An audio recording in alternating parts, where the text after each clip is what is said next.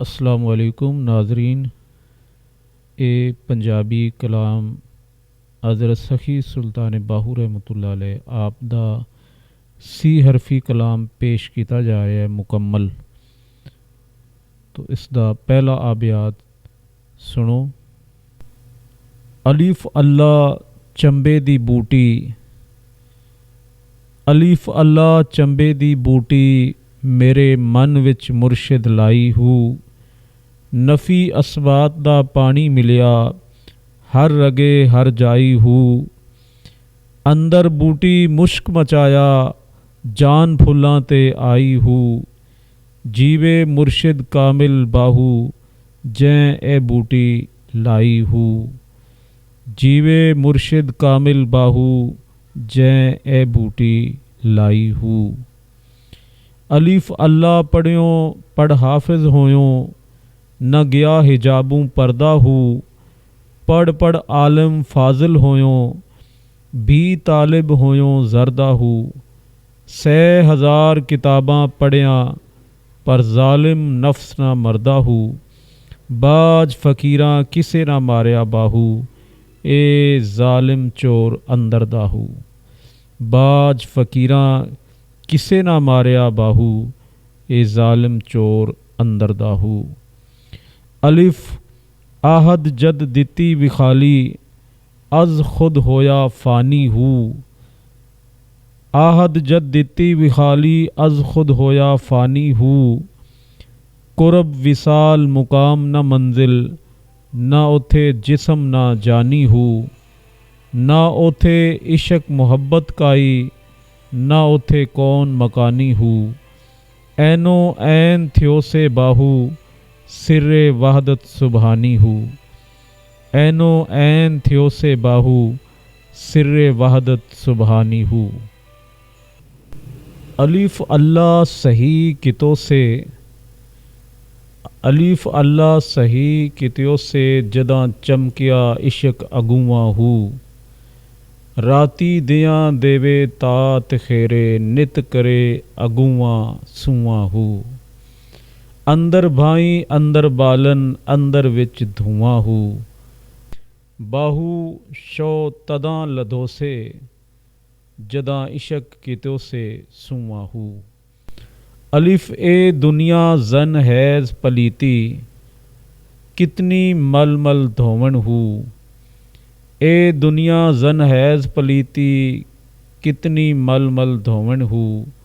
दुनिया कारण आलिम फाजिल गोशे बै बै रोवन हूँ। जिंदे घर विच बहुती दुनिया औखे घूकर सावन हूँ। जिना तरक दुनिया थी कीती बाहू वो वहंदी निकल खलौवन हूँ। जिना तरक दुनिया दी कीती बाहू वो वहंदी निकल खलौवन हूँ। अलिफ अलस्तु भी रब्बी कुम सुनया दिल मेरे नित कालू बला को कहंदी हूँ। हुब वतन दी गालिब होई एक पल समन ना देंदी हूँ। कहर पवे तैं ते रैजन दुनिया तू ता हक दा राह मरेंदी हूँ। आशका मूल कबूल न कीती बाहू तोड़े कर कर जारियां रोंदी हूँ। आशका मूल कबूल न कीती बाहू तोड़े कर कर जारियां रोंदी हूँ। इस कलाम दे अंदर आपने आलमे अरवाह दा जिक्र किया कि जिस वक्त अल्लाह ताला ने पुछया लस्तु बि रब्बी कुम, इस दा जिक्र कुरान मजीद दे विच सूरत अल आराफ विच आया है। अलस्तु बि रब्बी कुम, क्या मैं तुहाडा रब नहीं? तो सारियां रूहां ने बयक ज़बान क्या कालू बला शाहिद ना, हाँ असी गवाही देने हैं कि तू साडा रब है, पालन वाला है। तो रूह दी खुराक गंदम चावल पानी नहीं, दुध नहीं, गोश्त वगैरह नहीं, बल्कि रूह दी खुराक जिक्रे अल्लाह है और वो सावां दे नाल। हुब वतन दी गालिब होई एक पल समन ना देंदी हूँ कि मैनू वतन दी मुहब्बत इस कदर याद आ रही है और वतन दी मुहब्बत इस तरह गालिब आई हुई है ਕਿ ਮੈਨੂੰ ਇੱਕ ਲਮਹਾ, ਇੱਕ ਪਲ ਵੀ ਸਮਝ ਨਹੀਂ ਦੇ ਰਹੀ। ਇਹ ਵਤਨ ਦੀ ਮੁਹੱਬਤ ਜਿਹੜੀ ਹੈ, ਇਨਸਾਨ ਦਾ ਜਿਹੜਾ ਵਤਨ ਹੈ ਉਹ ਅਸਲੀ ਆਲਮ ਅਰਵਾਹ ਹੈ, ਉਸ ਦਾ ਜ਼ਿਕਰ ਕੀਤਾ ਜਾ ਰਿਹਾ। ਔਰ ਅੱਗੇ ਆਪ ਫਰਮਾ ਰਹੇ ਨੇ, ਕਹਿਰ ਪਵੇ ਤੈਂ ਤੇ ਰਹਿਜ਼ਨ ਦੁਨੀਆ, ਇਹ ਦੁਨੀਆ ਤੇਰੇ ਤੇ ਅੱਲਾ ਦਾ ਕਹਿਰ ਹੋਵੇ, ਤੂੰ ਤਾਂ ਹੱਕ ਦਾ ਰਾਹ ਮਰੇਂਦੀ ਹੋ, ਕਿਉਂਕਿ ਤੂੰ ਹੱਕ ਦਾ ਰਾਸਤਾ ਮਾਰਨੀ ਹੈ। ਜਿਹੜੇ ਲੋਕ ਅੱਲਾ ਤੱਕ ਪਹੁੰਚਣਾ ਚਾਹੁੰਦੇ ਨੇ, ਤੂੰ ਉਸ ਨੂੰ ਆਪਣੀ ਮੁਹੱਬਤ ਵਿੱਚ ਮੁਬਤਲਾ ਕਰਕੇ ਉਹਨਾਂ ਨੂੰ ਗੁੰਮਰਾਹ ਕਰ ਦੇਣੀ ਹੈ। ਆਸ਼ਕਾ ਮੂਲ ਕਬੂਲ ਨਾ ਕੀਤੀ ਬਾਹੂ, ਤੋੜੇ ਕਰ ਕਰ ਜ਼ਾਰੀਆਂ ਰੋਂਦੀ ਹੋ। ਔਰ ਆਸ਼ਕਾਂ ਨੇ ਇਸ ਦੁਨੀਆ ਨੂੰ ਕਬੂਲ ਨਹੀਂ ਕੀਤਾ। ਦੁਨੀਆ ਜ਼ਾਰੋ ਕਤਾਰ ਰੋਂਦੀ ਰਹੀ ਕਿ ਮੈਨੂੰ ਅਪਣਾ ਲਵੋ, ਮੈਨੂੰ ਪਸੰਦ ਕਰੋ, ਮਗਰ ਆਸ਼ਕਾਂ ਨੇ ਦੁਨੀਆ ਨੂੰ ਕਬੂਲ ਨਹੀਂ ਕੀਤਾ।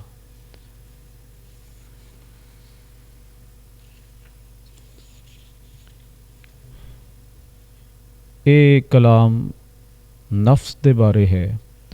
ਅਲਿਫ ਈਓ ਨਫਸ ਅਸਾਡਾ ਬੇਲੀ, ਜੋ ਨਾਲ ਅਸਾਡੇ ਸਿੱਧਾ ਹੂ। ਜ਼ਾਹਿਦ ਆਲਮ ਆਨ ਨਿਵਾਏ, ਜਿੱਥੇ ਵੇਖੇ ਟੁਕੜਾ ਥਿੱਦਾ ਹੂ। ਜੋ ਕੋਈ ਇਸ ਦੀ ਕਰੇ ਸਵਾਰੀ, ਉਸ ਨਾਮ ਅੱਲਾ ਦਾ ਲੱਦਾ ਹੂ। ਰਾਹ ਫਕਰ ਦਾ ਮੁਸ਼ਕਿਲ ਬਾਹੂ, ਘਰ ਮਾਂ ਨਾ ਸੀਰਾ ਰਿਦਾ ਹੂ। ਰਾਹ ਫਕਰ ਦਾ ਮੁਸ਼ਕਿਲ ਬਾਹੂ, ਘਰ ਮਾਂ ਨਾ ਸੀਰਾ ਰਿਦਾ ਹੂ। ਇਸ ਆਬਿਆਤ ਦੇ ਵਿੱਚ ਆਪ ਫਰਮਾ ਰਹੇ ਨੇ ਕਿ ਇਹ ਨਫਸ ਅਸਾਡਾ ਬੇਲੀ, ਜੋ ਨਾਲ ਅਸਾਡੇ ਸਿੱਧਾ ਹੋ, ਕਿ ਅਸਾਂ ਆਪਣੇ ਨਫਸ ਨੂੰ ਅੱਲਾ ਦੀ ਯਾਦ ਦੇ ਵਿੱਚ ਫਨਾਹ ਕਰਕੇ ਉਸ ਨੂੰ ਆਪਣੇ ਤਾਬੇ ਕਰ ਲਿਆ ਹੈ ਔਰ ਉਸ ਨੂੰ ਆਪਣਾ ਬੇਲੀ ਔਰ ਦੋਸਤ ਬਣਾ ਲਿਆ ਹੈ। ਔਰ ਜਿਹੜਾ ਕਿ ਸਾਡੇ ਨਾਲ ਸਿੱਧਾ ਹੋ ਗਿਆ ਹੈ। ਜੋ ਗੱਲ ਅਸੀਂ ਕਰਨੇ ਹੈ, ਜੋ ਹੁਕਮ ਅਸੀਂ ਦੇਣੇ ਹੈ, ਜੋ ਮਰਜ਼ੀ ਸਾਡੀ ਹੁੰਦੀ ਹੈ, ਉਸ ਮਰਜ਼ੀ ਦੇ ਮੁਤਾਬਿਕ ਨਫਸ ਸਾਡੇ ਨਾਲ ਚੱਲਦਾ ਹੈ। ਬਲਕਿ ਉਸਨੇ ਆਪਣੀ ਮਰਜ਼ੀ, ਆਪਣੀ ਖਾਹਿਸ਼ ਉਸਨੇ ख़त्म ਕਰ ਦਿੱਤੀ ਹੈ ਔਰ ਉਹ ਸਾਡੀ ਰਜ਼ਾ 'ਤੇ ਰਾਜ਼ੀ ਹੋ ਗਿਆ ਹੈ। ਜੋ ਸਾਡੀ ਮਰਜ਼ੀ ਹੈ, ਜੋ ਸਾਡਾ ਇਰਾਦਾ ਹੈ, ਉਸ 'ਤੇ ਨਫਸ ਚੱਲ ਰਿਹਾ ਹੈ। ਜ਼ਾਹਿਦ ਆਲਮ ਆਨ ਨਿਵਾਏ, ਜਿੱਥੇ ਵੇਖੇ ਟੁਕੜਾ ਥਿੱਦਾ ਹੂ। ਔਰ ਇਹ ਨਫਸ ਐਸੀ ਕੁੱਤੀ ਚੀਜ਼ ਹੈ ਕਿ ਜਿਸ ਨੇ ਬੜੇ ਬੜੇ ਜ਼ਾਹਿਦਾਂ ਅਤੇ ਆਲਮਾਂ ਨੂੰ ਉਸ ਜਗ੍ਹਾ 'ਤੇ ਨੀਵਾਂ ਕਰ ਦਿੱਤਾ, ਜਿਸ ਜਗ੍ਹਾ 'ਤੇ ਉਹਨਾਂ ਨੂੰ ਕੋਈ ਅੱਛੀ ਚੀਜ਼ ਖਾਣ ਨੂੰ ਮਿਲ ਜਾਏ ਜਾਂ ਅੱਛੀ ਖਿਦਮਤ ਹੋ ਜਾਏ, ਤਾਂ ਉਸ ਜਗ੍ਹਾ 'ਤੇ ਜਿਹੜਾ ਆਪ ਫਰਮਾ ਰਹੇ ਨੇ ਕਿ ਇਹ ਨਫਸ ਉਸ ਸ਼ਖਸ ਨੂੰ ਨੀਵਾਂ ਕਰ ਦਿੰਦਾ, ਝੁਕਾ ਦਿੰਦਾ ਹੈ, ਜਿਹੜਾ ਕਿ ਜ਼ਾਹਿਦ ਹੈ ਅਤੇ ਆਲਿਮ ਹੈ।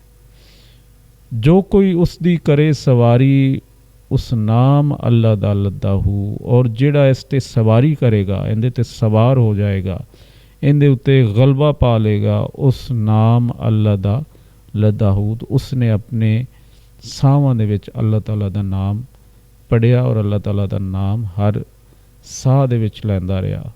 ਰਾਹ ਫਕਰ ਦਾ ਮੁਸ਼ਕਿਲ ਬਾਹੂ, ਘਰ ਮਾਂ ਨਾ ਸੀਰਾ ਰਿਦਾ ਹੂ।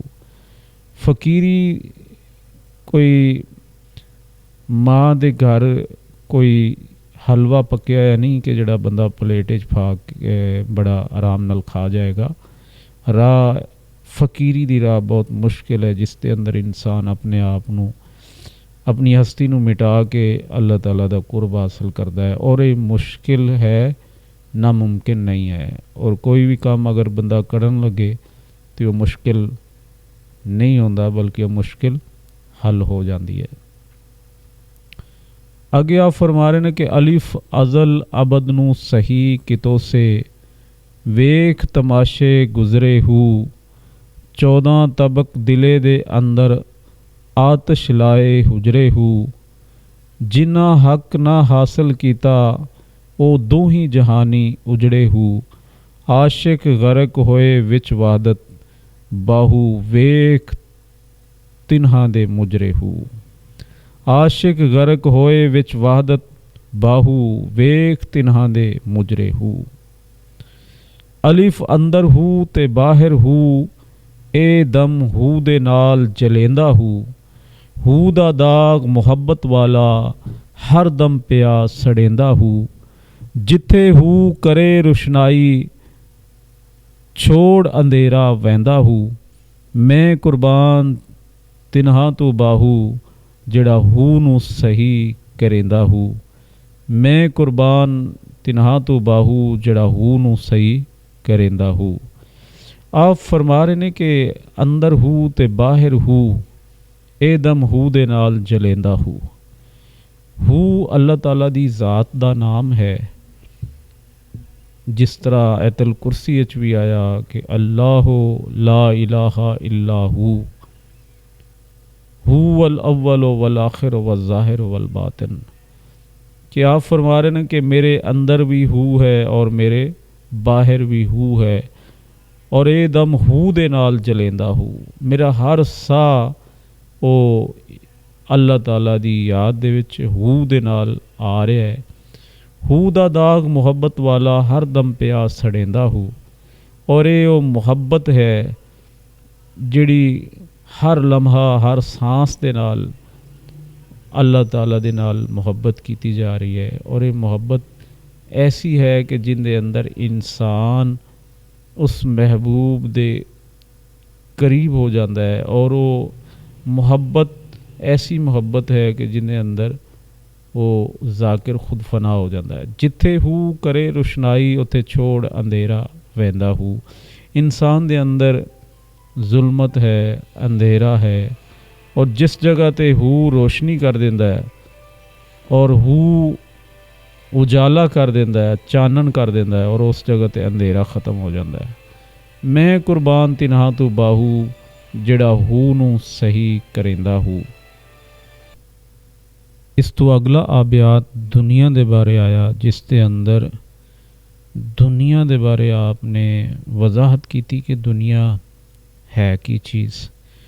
ਦੁਨੀਆ ਲਫ਼ਜ਼ ਅਦਨਾ ਦੇ ਵਿੱਚੋਂ ਨਿਕਲਿਆ ਹੈ, ਜਿੰਦੀ ਮੈਨੀ ਹੈ ਘਟੀਆ ਚੀਜ਼, ਨਾਕਿਸ और अधूरी चीज़, फ़ानी। तो आपने फरमाया कि अलिफ अद्धी लानत दुनिया ताई, ते सारी दुनिया दारा हूँ।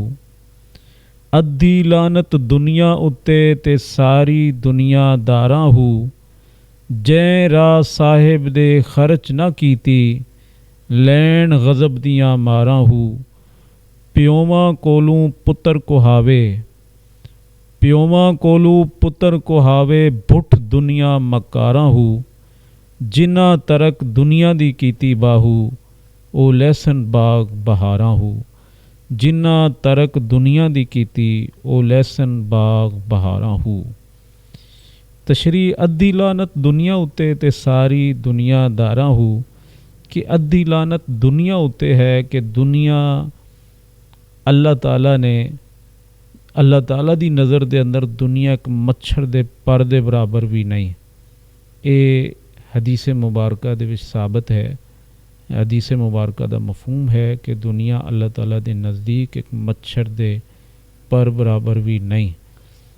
और सारी लानत दुनियादारां दे उत्ते क्यों है कि जिन्हां ने इस दुनिया नू, इस फ़ानी और इस गंदी चीज़ नू और फना होने वाली चीज़ नू पसंद किया, और मालिक हकीकी जिन्हें दुनिया नू पैदा किया है, इंसान उधरों कंड करके दुनिया की तरफ अपना रुख करता और दुनिया नू पसंद करता है।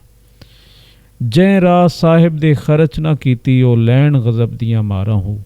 जिन्हां ने दुनिया नू अल्लाह दी राह ते खर्च ना किया और जफा मार के सिर्फ दुनिया दी खातिर और दुनिया दा माल इकट्ठा करन दी खातिर इंसान जिंदा रहा। इंसान दियां ज़रूरतां ते पूरियां होनियां ने और वो करनियां ने। ज़रूरत तो इलावा इंसान किस तरह जिंदा रह सकता है, लेकिन इंसान ज़रूरत दा बंदा ना बन जाए।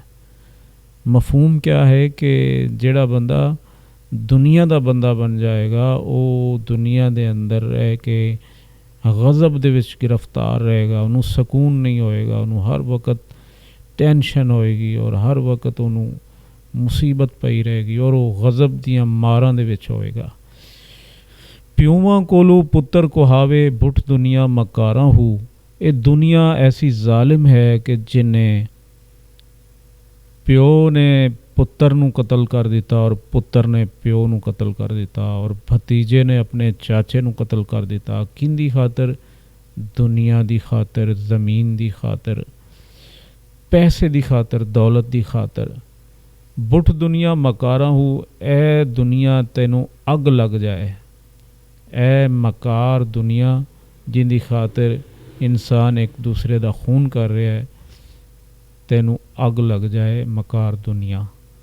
ਜਿਨ੍ਹਾਂ ਤਰਕ ਦੁਨੀਆ ਦੀ ਕੀਤੀ ਬਾਹੂ, ਉਹ ਲਹਿਸਨ ਬਾਗ ਬਹਾਰਾਂ ਹੂ। ਜਿਨ੍ਹਾਂ ਦੁਨੀਆ ਨੂੰ ਤਰਕ ਕੀਤਾ ਉਹ ਬਾਗ ਬਹਾਰਾਂ ਦੇ ਅੰਦਰ ਨੇ। ਔਰ ਤਰਕ ਕਰਨਾ ਦੋਸਤੋ ਇਹ ਨਹੀਂ ਕਿ ਇਨਸਾਨ ਦੁਨੀਆ ਨੂੰ ਛੱਡ ਕੇ ਕਿਸੇ ਜੰਗਲ ਵਿੱਚ ਜਾਂ ਕਿਸੇ ਗਾਰ ਦੇ ਅੰਦਰ ਜਾ ਕੇ ਬਹਿ ਜਾਏ। ਤਰਕ ਹਮੇਸ਼ਾ ਆਪਣੇ ਅੰਦਰੂ ਕਰਨਾ ਹੈ, ਦੁਨੀਆ ਨੇ ਆਪਣੇ ਅੰਦਰੂ ਕੱਢਣਾ ਹੈ, ਬਲਕਿ ਨਾ ਕਿ ਆਪ ਦੁਨੀਆ ਦੇ ਵਿੱਚੋਂ ਬੰਦਾ ਨਿਕਲ ਜਾਏ। ਤਾਂ ਹਕੂਕ ਕਿਸ ਨੇ ਪੂਰੇ ਕਰਨੇ ਨੇ? ਦੁਨੀਆ ਦੇ ਅੰਦਰ ਰਹਿੰਦਿਆਂ ਹੋਇਆਂ, ਘਰ-ਬਾਰ ਦੇ ਅੰਦਰ ਰਹਿੰਦਿਆਂ ਹੋਇਆਂ ਦੁਨੀਆ ਦੀ ਮੁਹੱਬਤ, ਕਿਸੇ ਚੀਜ਼ ਦੀ ਮੁਹੱਬਤ ਇਨਸਾਨ ਦੇ ਦਿਲ ਵਿੱਚ ਨਾ ਆਏ। ਦਿਲ ਵਿੱਚ ਅੱਲਾ ਔਰ ਉਸ ਦੇ ਮਹਿਬੂਬ ਦੀ ਮੁਹੱਬਤ ਆਏ ਤੇ ਉਹ ਬੰਦਾ ਬਾਗ ਬਹਾਰਾਂ ਦੇ ਅੰਦਰ ਹੈ। ਤੋ ਤਰਕ ਦਾ ਮਤਲਬ ਇਹ ਨਹੀਂ ਕਿ ਇਨਸਾਨ ਛੱਡ ਕੁ ਸਾਰਾ ਕਾਰੋਬਾਰ, ਬੀਵੀ ਬੱਚੇ ਛੱਡ ਕੇ ਤਰਕ ਕਰ ਜਾਏਗਾ। ਇਹ ਇਸਲਾਮ ਨੇ ਇਸ ਨੂੰ ਸਹੀ ਨਹੀਂ ਸਮਝਿਆ।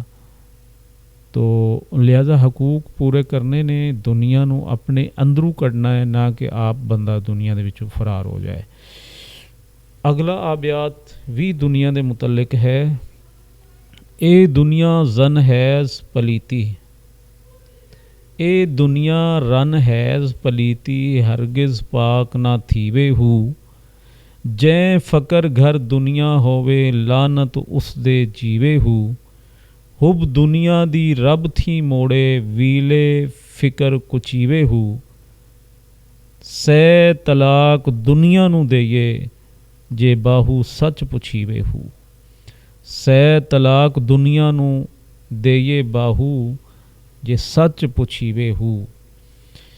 ਇਸ ਕਲਾਮ ਦੇ ਅੰਦਰ ਆਪਨੇ ਫਰਮਾਇਆ ਕਿ ਇਹ ਦੁਨੀਆ ਰਨ ਹੈਜ਼ ਪਲੀਤੀ ਦੀ ਤਰ੍ਹਾਂ ਹੈ। ਜਿਸ ਤਰ੍ਹਾਂ ਔਰਤ ਨੂੰ ਅਗਰ ਹੈਜ਼ ਆ ਜਾਏ ਤਾਂ ਉਹ ਪਲੀਤ ਹੁੰਦੀ ਹੈ ਔਰ ਉਹ ਹਰਗਿਜ਼ ਪਾਕ ਨਾ ਥੀਵੇ ਹੂ।